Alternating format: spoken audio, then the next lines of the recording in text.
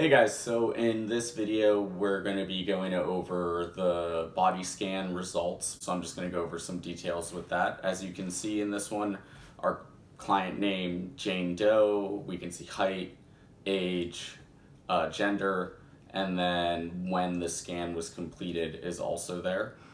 If we go below that, we see body composition analysis. Over here to the right, we have total body water, dry lean mass, body fat mass, and if we add all three of those together, that's total body weight. So water is just how much actual water is in your body. Somewhere in like the 40 to 70% in this kind of a test is going to be the range. Typically, the leaner you are, the greater percentage of water you'll carry as far as total body weight goes. But we don't need to be too concerned with that. Dry lean mass, that's how much muscle and bone you have on your body without the water in it. So really important for monitoring bone density. If that starts to go down, then we might have an issue with protein intake or resistance exercise. Might need to up both of those, but usually we're not going to see that go down. And then beneath that, total fat mass, that's how much fat in pounds you have on your body. Add those three together and we have total body weight. So if we look all the way to the right, what we're going to pay attention to over there is lean body mass and basal metabolic rate. Basal metabolic rate is an estimate of how much calories you would burn if you were essentially on like bed rest on a feeding tube. We don't really use basal metabolic rate. I will use lean body mass to estimate your resting metabolic rate, which takes into account many other factors, and it's a little bit more accurate of a measurement. Lean body mass is how much you weigh without the fat on your body. Like I said, I use that as a calculation number. You guys should also use that as the floor for grams of protein as far as what you're taking in per day. So this individual has 81.6 pounds of lean body mass. That means their minimum protein intake per day should be 81.6 grams. Now, you can go as high as 1 gram per pound of body mass. That would be 130 grams for this individual. And there will be no negative side effects. There will only be positives.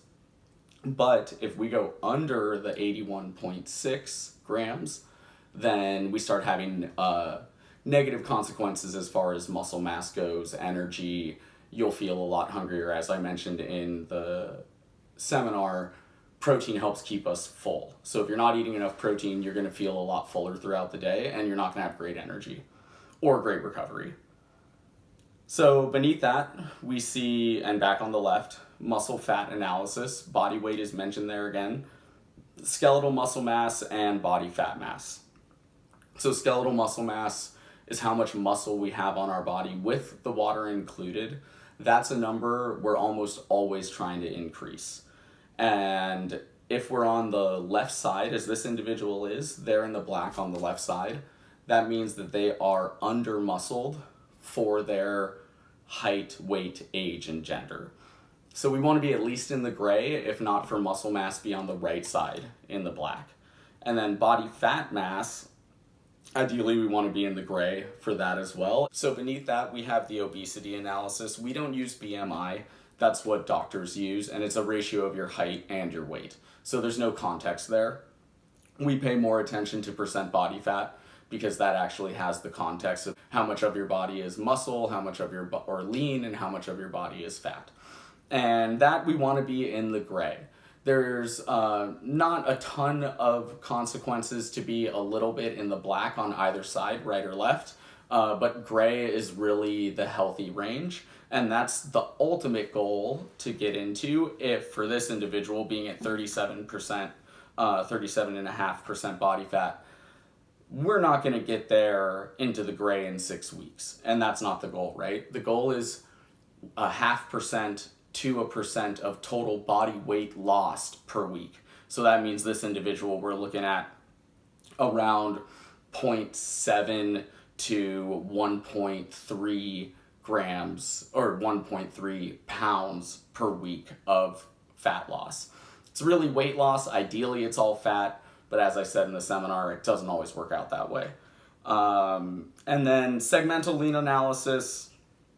If there's a huge variation from side to side, then we'll pay attention to it. Some of your numbers might be above 100 here, percentage-wise, and that's because it's not percent of your body, it's percent of what is normal, like the grays for those bar graphs.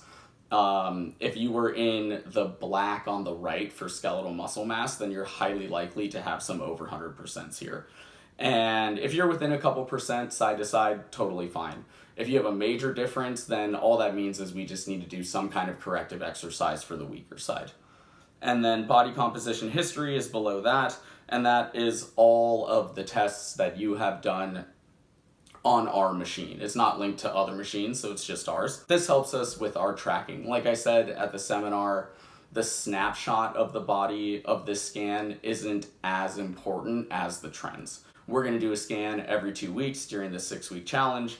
And if you have any other questions, you can leave a comment in the bottom of the video or just shoot me a text.